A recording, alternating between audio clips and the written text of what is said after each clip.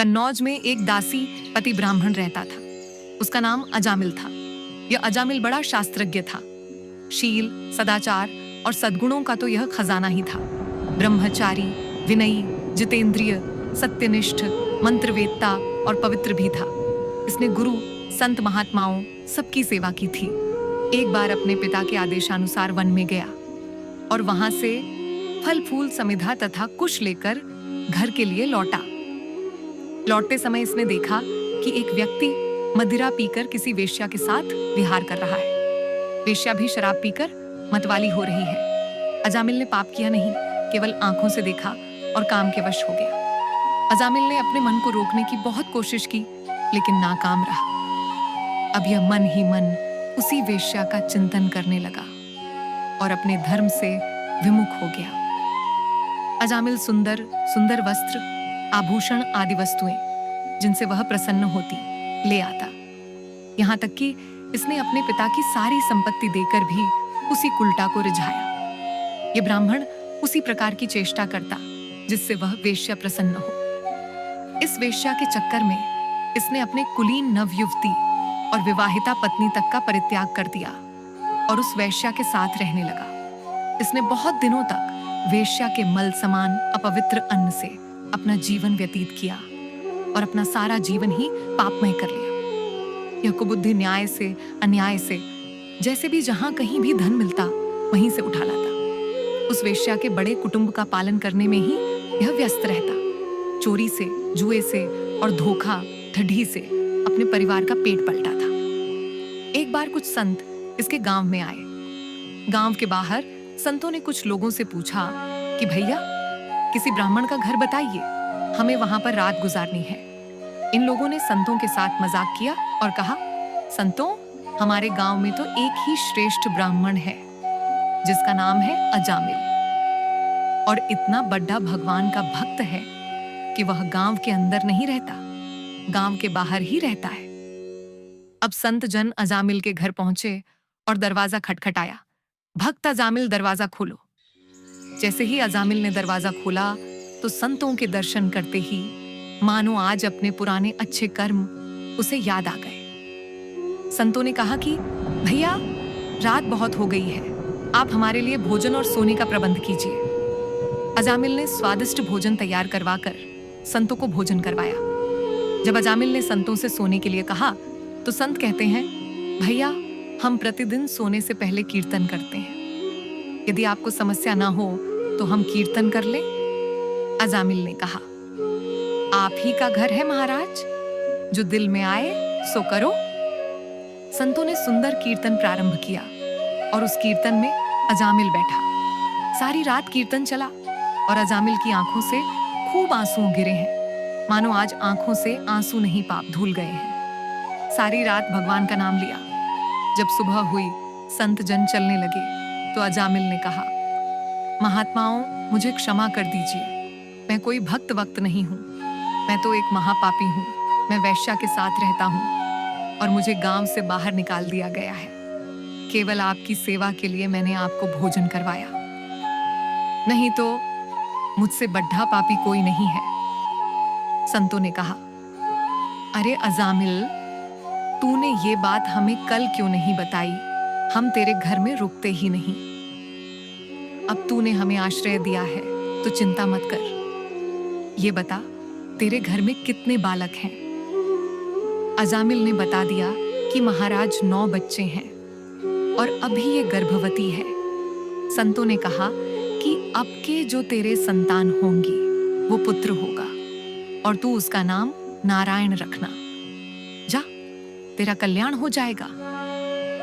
संत जन आशीर्वाद देकर चले गए। समय बिता, उसके पुत्र हुआ, नाम रखा नारायण। अजामिल अपने नारायण पुत्र में बहुत आसक्त था। अजामिल ने अपना संपूर्ण हृदय अपने बच्चे नारायण को सौंप दिया था। हर समय अजामिल कहता था, नारायण भोजन कर लो, नारायण पानी पी लो, नारायण तुम्हारा खेलने का समय है, तुम खेल लो। हर समय नारायण नारायण करता रहता था। इस तरह 88 वर्ष बीत गए। वह अतिशय मूढ़ हो गया था। उसे इस बात का पता ही न चला कि मृत्यु मेरे सिर पर आ पहुंची है। अब वह अपने पुत्र बालक नारायण के संबंध में ही सोचने विचारने लगा। इतने में ही अजामिल ने देखा कि उसे ले जाने के लिए अत्यंत भयानक 3 यमदूत आए हैं। उनके हाथों में फांसी है, मुंह टेढ़े मेढ़े हैं और शरीर के रोए खड़े हुए हैं। उस समय बालक नारायण वहां से कुछ ही दूरी पर खेल रहा था। यमदूतों को देखकर अजामिल डर गया और अपने पुत्र को कहता है, नारायण नारायण मेरी रक्षा करो, नारायण मुझे बचाओ। भगवान के पार्षदों ने देखा कि यह मरते समय हमारे स्वामी भगवान नारायण का नाम ले रहा है, उनके नाम का कीर्तन कर रहा है। अतः वे बड़े वेग से झटपट वहां आ पहुंचे। उस समय यमराज के दूरदासी पति अजामिल के शरीर में से उसके सूक्ष्म शरीर को खींच रहे थे। विष्णु दूतों ने बलपूर्वक रोक दिया। उनके रोकने पर यमराज के दूतों ने उनसे कहा, अरे धर्मराज की आज्ञा का निषेध करने वाले तुम लोग हो कौन? तुम किसके दूत हो? कहां से आए हो? और इसे ले जाने से हमें क्यों रोक रहे हो? जब यमदूतों ने इस प्रकार कहा, तब भगवान नारायण के आज्ञाकारी पार्षदों ने हंसकर कहा, यमदूतों, यदि तुम लोग सचमुच धर्मराज के आज्ञाकारी हो तो हमें धर्म का लक्षण और धर्म का तत्व सुनाओ। दंड का पात्र कौन है? यमदूतों ने कहा, वेदों ने जिन कर्मों का विधान किया है वे धर्म है और जिनका निषेध किया है वे अधर्म है।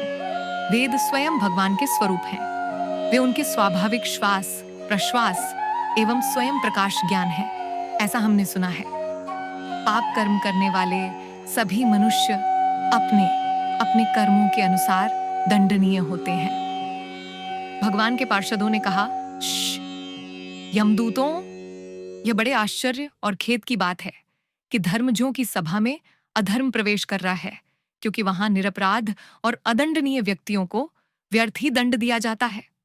यमदूतों, इसने कोटि कोटि जन्मों की पाप राशि का पूरा पूरा प्रायश्चित कर लिया है, क्योंकि इसने विवश होकर ही सही भगवान के परम कल्याणमय मोक्षप्रद नाम का उच्चारण तो किया है।